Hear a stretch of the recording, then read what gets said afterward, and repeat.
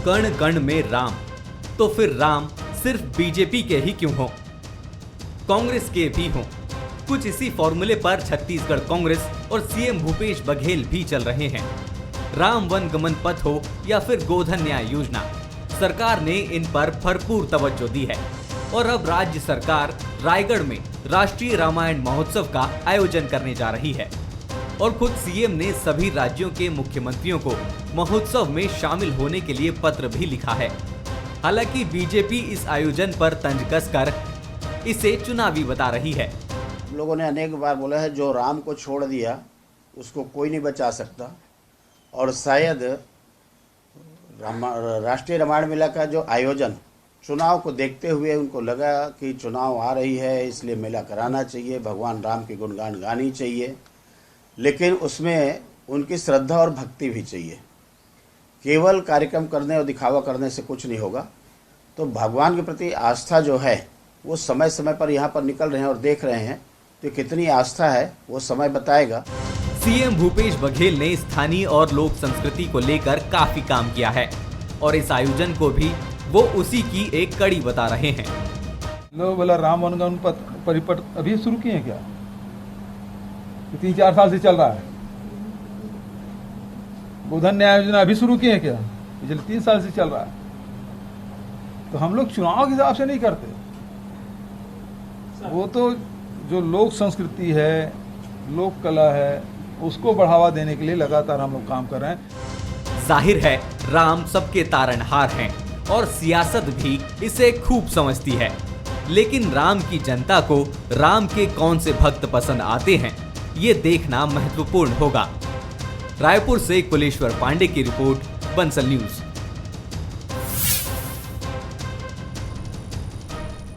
सियासत भी बड़ी अजीब चीज होती है।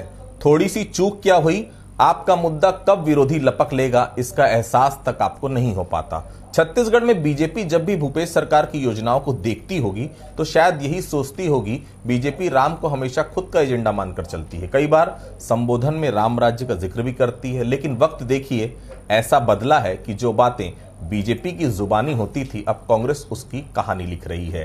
राम वनगमन पथ, कौशल्या माता मंदिर, रामायण पाठ और अब राष्ट्रीय रामायण महोत्सव। गाय और गोबर की बात तो कांग्रेस पहले से ही करने लगी थी, लिहाजा वह मुद्दा भी बीजेपी के हाथ से चला गया है। हालांकि बीजेपी से चुनावी पैतरा मान रही है तो मुख्यमंत्री भूपेश बघेल ने छूटते ही यह सवाल दाग दिया कि राम वनगमन पथ कौन से चुनावी वक्त में शुरू किया गया था? वह तो हमने 3.5 वर्ष पहले शुरू किया था।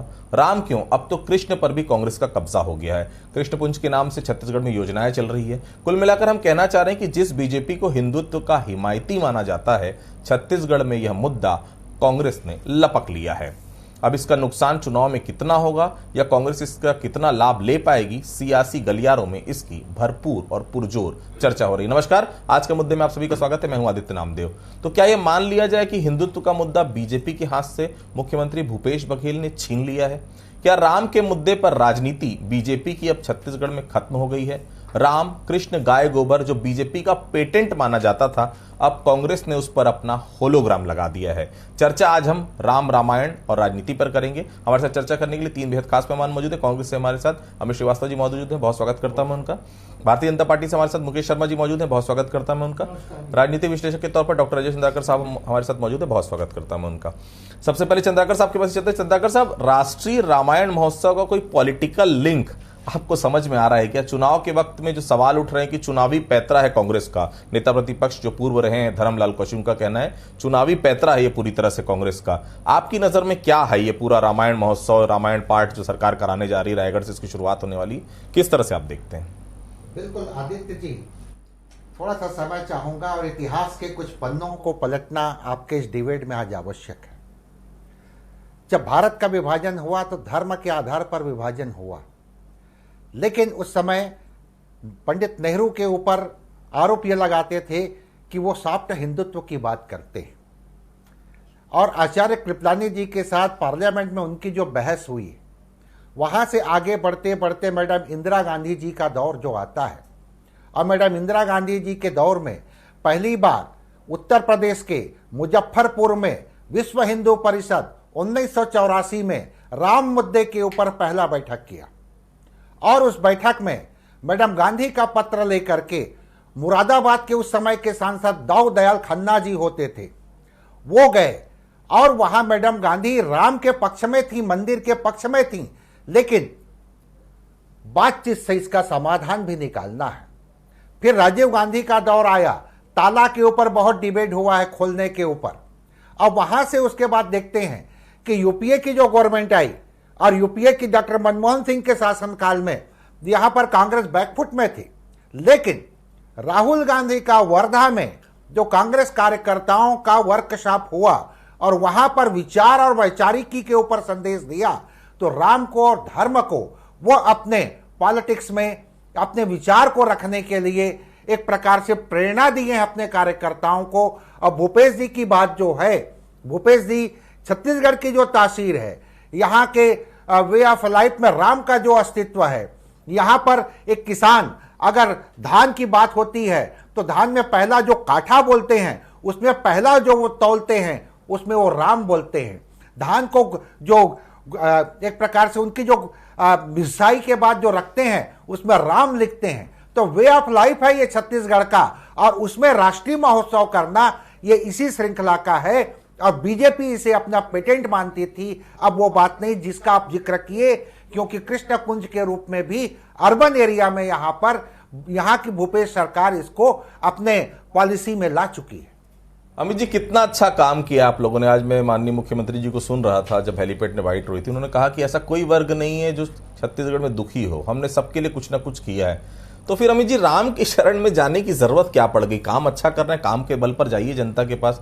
ये रामायण महोत्सव, भगवान राम का नाम, ये सब तो बीजेपी के पेटेंट थे, बीजेपी वोट मांगती है। आप कहते भी थे राम, केवल राम और धर्म और सांप्रदायिकता के आधार पर बीजेपी सत्ता में आती है। तो फिर राम की जरूरत आपको क्यों पड़ गई अमित जी? देखिए, मुझे तो लगता है कि जो विश्व में पैदा होता है उसको प्रभु श्री राम की कृपा अति आवश्यक है।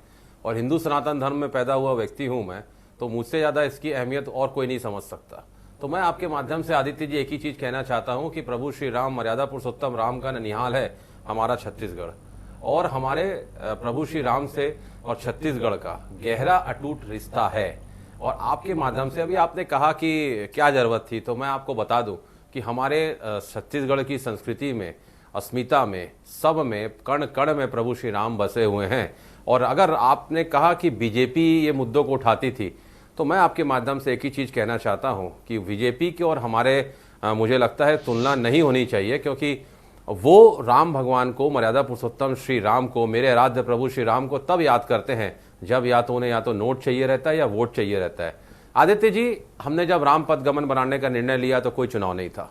हमने जब माता कौशल्या जी का मंदिर बनाने, जीर्णोद्धार करने का मन बनाया, सबकी इच्छा थी छत्तीसगढ़ में। पूर्ववर्ती सरकार 15 साल थी और कहते थे कि वो धर्म के आधारित सरकार, वो पार्टी है, लेकिन उन्होंने 15 साल माता कौशल्या का मंदिर का जीर्णोद्धार नहीं किया।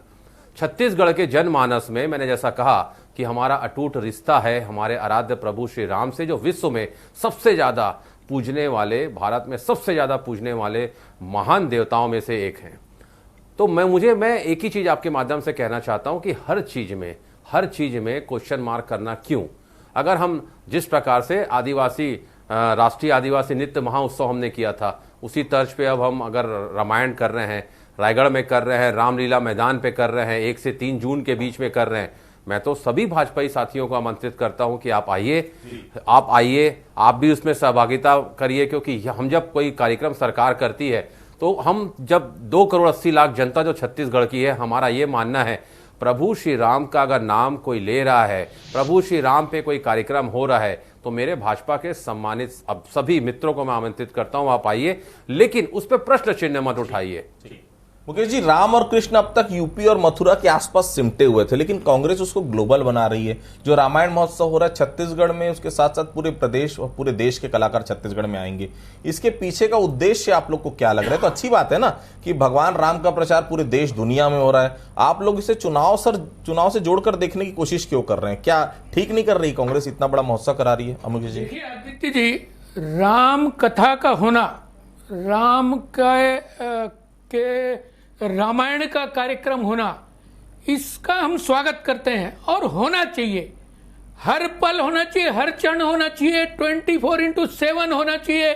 भगवान राम, मर्यादा पुरुषोत्तम राम हमारे आराध्य हैं, आराध्य। और भारतीय जनता पार्टी कभी भी राम को मुद्दे के रूप में उपयोग नहीं की। एक चीज मान लीजिए आप, भगवान राम हमारे आराध्य हैं। हम भोजन करते हैं तो राम, जागते हैं तो राम, सोते हैं तो राम। ये उनके दृष्टिकोण में फर्क है। जब वो देखते हैं, जब हम राम कहते हैं तो हम सांप्रदायिक होते हैं, ये राम कहते हैं तो ये राम का नाम लेते हैं। अरे राम का नाम का उपयोग करना, राम के नाम का चुनाव के समय उपयोग करना, ये इनकी फहरिस्त से पुरानी आदत है। ये पहली बार नहीं है। त्रिपुंड तिलक लग जाते हैं जब चुनाव आते हैं, जनेऊ निकल जाते हैं चुनाव आते हैं। भारतीय जनता पार्टी प्रारंभ से ही राम मंदिर निर्माण होना चाहिए इस बात को लेकर चलती है। राम का नाम सदैव हर हिंदू के मुख में हो, ये मानती है। राम का नाम का विरोध हम कतई नहीं करते। वो करते हैं जो समझ लें। अमित जी हिंदू नहीं है क्या? जब जो बिल्कुल, वो यदि चुनाव के समय राम के नाम का याद करेंगे तो फिर प्रश्न उठेगा। 4.5 साल तो ये मुद्दा अभी अनेक कार्यक्रमों का विरोध करते रहे। अयोध्या में राम मंदिर बनेगा, जो राम का नाम लेते हैं, राम का कथा करते हैं। मुकेश जी, अयोध्या में जो राम मंदिर बनेगा उसके नाम से वोट नहीं मांगेंगे ना आप लोग? अयोध्या में जो राम मंदिर आप बनवाने जा रहे हैं 2024 के पहले, बोलते हैं कि पहला फेज कंप्लीट हो जाएगा, उसके नाम से वोट नहीं मांगेंगे, पक्का है ना ये? देखिए, भगवान राम के निर्माण, मंदिर निर्माण, ये हमारे एजेंडा में हमेशा से रहा है। मतलब भगवान राम एजेंडा में रहे हैं ना? पार्टी हमेशा से चाहती है कि हिंदुओं का सम्मान करते हुए राम मंदिर का निर्माण होना चाहिए, और हमेशा कहते रहे, और अब भी हम मानते हैं। लेकिन ये हमारा राजनीतिक मुद्दा नहीं होगा। वोट के लिए हम ये बात नहीं करते हैं। वोट के लिए वो बात करते हैं जब चुनाव आ जाता है, तब उनको राम याद आते हैं, वो समझे और वो बता, और पब्लिक समझ रही है, जान रही है कि अचानक ये राम कथा का आयोजन करने के पीछे धारणा क्या है, ध्येय क्या है। ठीक, मुकेश जी आपको थोड़ा सा पीछे जाना चाहिए। कर्नाटक चुनाव भी बीता है। कर्नाटक चुनाव में जब लगा भारतीय जनता पार्टी की हालत बहुत ज्यादा खराब है, तो अचानक बजरंगबली का पदार्पण पूरे चुनाव में होता है। हालांकि क्या नतीजा मिला भगवान के नाम को चुनाव का मुद्दा कभी नहीं मानते। हमने कहा ना, तो हम राम का नाम, हनुमान का नाम सदैव लेते हैं, सोते उठते जागते हमेशा लेते हैं। लोग क्या समझते हैं ये उनकी अपनी सोच है। ठीक, अजय जी, चंद्रकर साहब, क्या राम के नाम पर कभी वोटों का ध्रुवीकरण आपने छत्तीसगढ़ में देखा है? धर्म के नाम पर कोई ध्रुवीकरण देखा है? हिंदुत्व के नाम पर कभी ध्रुवीकरण देखा है? क्या छत्तीसगढ़ में इसके पहले इस प्रकार की राजनीति कभी आपने देखी है, चंद्रकर साहब? देखिए आदित्य जी, जब राम जन्मभूमि बाबरी मस्जिद विवाद का दौर आया, तो उस समय तो निश्चित रूप से एक वे ऑफ लाइफ के कारण जो जीवन दर्शन रहा है सनातन धर्म के अनुयायियों का, तो वो राम के पक्ष में थे और राममय नजर उस समय की फिजा दिखाई दी थी। चाहे साध्वी रीतंबरा का वो भाषण हम कहें, या फिर कई उदाहरण हैं। अब प्रश्न यह है कि क्योंकि भारत के गृह मंत्री अमित शाह जी बहुत समय पहले जनवरी में के लगभग भव्य राम मंदिर निर्माण और कई लोगों को टिकट कटवा लेने की बात बोल चुके हैं, तो यहाँ पर स्टेट लेवल पर मूल बात आ रही है कि भूपेश जी की सरकार अपने हिसाब से इस विषय को रख रही। लेकिन संविधान के प्रस्तावना और आर्टिकल 27 को देखना बहुत जरूरी है आदित्य जी। आर्टिकल 27 ये कहता है कि कोई भी सरकार मंदिर नहीं बना सकती, और प्रायः राजनीतिक दल के लोग कहते हैं कि हमने बनवाया। इसीलिए सुप्रीम कोर्ट भी राम मंदिर अयोध्या विवाद के मसले के ऊपर ट्रस्ट बनाने की बात बोली थी।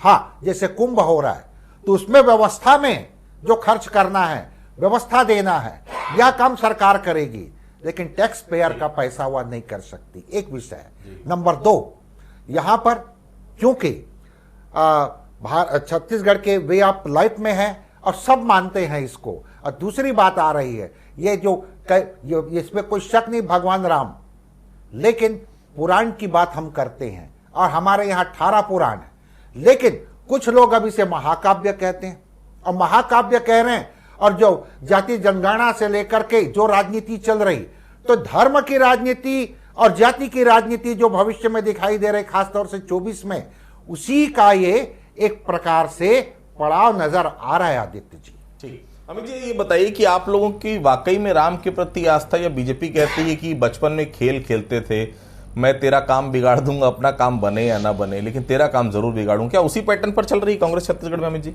देखिए, सबसे पहले तो अभी आपने कर्नाटक में बजरंगबली की बात की थी, तो मैं क्योंकि उनका अनंत भक्त हूं, तो मेरे आराध्य प्रभु श्री राम का प्रधानमंत्री जी ने जिस प्रकार से बजरंग दल से उसकी तुलना की थी, मैं आपके चैनल के माध्यम से तत्काल उस दिन भी मैंने मांग की थी, आज भी कहता हूं कि प्रधानमंत्री जी को अपने वक्तव्य पे माफी मांगनी चाहिए। दूसरा, पूरा जोर लगाकर किया नाटक, लेकिन फिर भी इनके हाथ से फिसल गया कर्नाटक।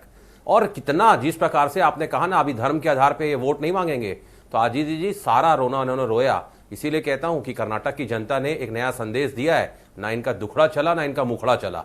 तो आदित्य जी अब ये समझना पड़ेगा कि आपको ज्वलंत मुद्दों पे चुनाव पे बात करनी होगी, घटती हुई कमाई और बढ़ती हुई महंगाई पे बात करनी होगी, रोजगार पे बात करना होगा। लेकिन अगर धर्म आधारित, हर व्यक्ति के धर्म से हर व्यक्ति को जुड़ा रहना चाहिए, ये मेरा भी अपना मानना है। लेकिन ये कहना, और इन्होंने कहा कि हम तो राम को मानते हैं, मैं बिल्कुल कहता हूं कि भाजपा के लोगों को भगवान सद्बुद्धि दे। कुछ भगवान मेरे आराध्य प्रभु श्री राम का एक गुण ले लें, जिन्होंने अपने एक पिता के वचन के लिए 14 वर्ष वनवास चले गए, लेकिन ये तो चुनी हुई सरकारों को गिराते हैं साहब। सत्ता में एन केन प्रकरण कैसे आना, इनका चाल चरित्र चेहरा है, ये छत्तीसगढ़ की और देश की जनता ने देखा है। मैं आपके माध्यम से एक ही चीज कहना चाहता हूं कि कम से कम जो सुप्रीम कोर्ट ने कहा था कि धर्म को राजनीति से अलग रखना चाहिए, आप किसी की, ये भाजपा के लोग भावना का व्यापार करते हैं, कितने दिन चलेगा साहब व्यापार? सोशल मीडिया में एक टिप्पणी थी जो मैं पढ़ रहा था, बीजेपी अब तो गयो, छत्तीसगढ़ के संदर्भ की बात कर रहा हूं। अब क्या कीजिएगा आप, छत्तीसगढ़ में राम, कृष्ण, गाय, गोबर, धर्म सब कुछ तो कांग्रेस ने छीन लिया आप, और मुख्यमंत्री कहते हैं इन्हीं दोनों चीजों में आपकी मास्टरी, एक तो सांप्रदायिकता में और धर्मांतरण में। कैसे लड़ेंगे चुनाव 2023 का? आदित्य जी, छत्तीसगढ़ की जनता देख रही है, समझ रही है। इतना बड़ा जनादेश मिला था, इतना बड़ा जनादेश का जैसा अपमान इन्होंने किया है। शराब बंदी की कहा तो ये बात करते थे, और शराब को आय का साधन बना लिए, घोटालों का माध्यम बना लिए, हजारों करोड़ रुपया उसमें से कमाई करके आप देख रहे होंगे, आए दिन पेपर में समाचार छप रहे हैं। तो ये घोटालों का सरकार है। यहां पे अराजकता छत्तीसगढ़ में कभी नहीं होती थी, शांति का टापू था। कहां चला गया छत्तीसगढ़? विकास तो कितना पीछे छूट गया पता नहीं। छत्तीसगढ़ की जनता समझ रही है, आप कितना भी राम का नाम लीजिए, अच्छा है, लीजिए, सद्बुद्धि मिलेगी, लेकिन झूठ से बाहर आइए, लोगों के जनादेश का सम्मान करिए, जिस लिए आपको जनादेश मिला है वो काम करिए।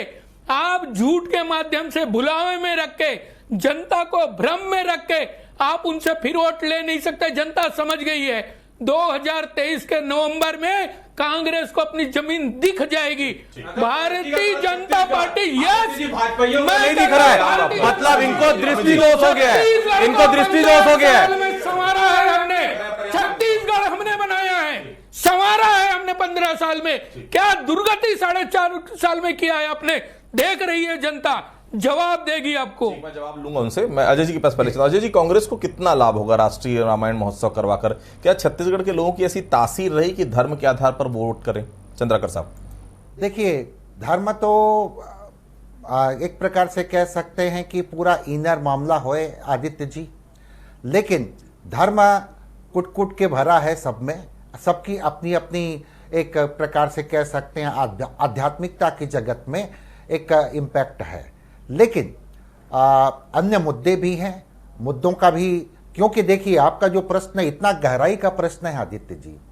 वेस्टर्न कंट्री साइंस की बात करती रही और आज अध्यात्म के लिए वो स्ट्रगल कर रही है, और हम सिर्फ अध्यात्म की बात करेंगे और साइंस को छोड़ देंगे और संविधान के प्रियम्बल को अगर भूल जाएंगे तो फिर हम भी चूक जाएंगे। तो दोनों का मिश्रण आवश्यक है, और मुद्दे भी रहेंगे और राम का इम्पैक्ट तो रहेगा, इसे कोई नकार सकता नहीं।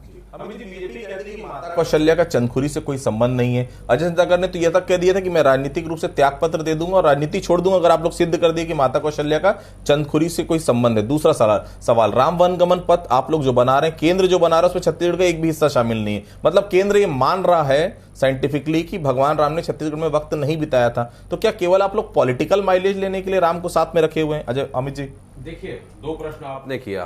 पहले प्रश्न का मेरा जवाब यह है कि सत्ता से विमुख होने के बाद भाजपाई लोग, मुझे लगता है, मानसिक संतुलन खो बैठे हैं और तत्काल इन्हें इलाज की जरूरत है।